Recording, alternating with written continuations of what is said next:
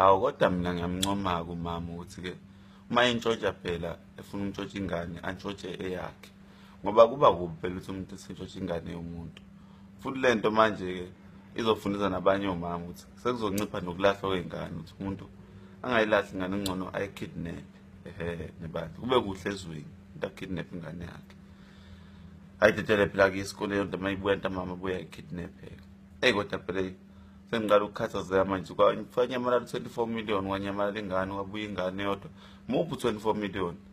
Hhayi phela sekumele sewufuni nawo ngoba phela sebonayo umuntu ogangayo. Sabe sabuka kude, nangu umuntu. Ngeke ufike ukwazi ukuntshontsha ingane yakho, uhlule ukuntshontsha 24 million ongasiyo wakho. Hhayi nangu umuntu, bengeke uye ku-24 million, angawazi intshontsha ingane yakhe. Hhayi, awubuye nawe siyawufuna phela, sebonayo umuntu ogangayo. Hhayi umuntu ontshontsha nje emhlabeni.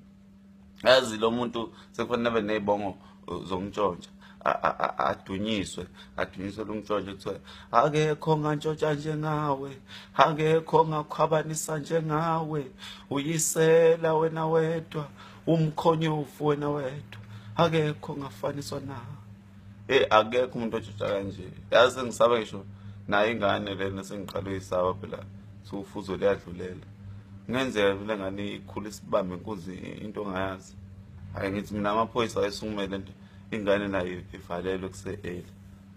Ngoba phela asiphephile mhlawumbe siwumphakathi kule ngane uma ikhula.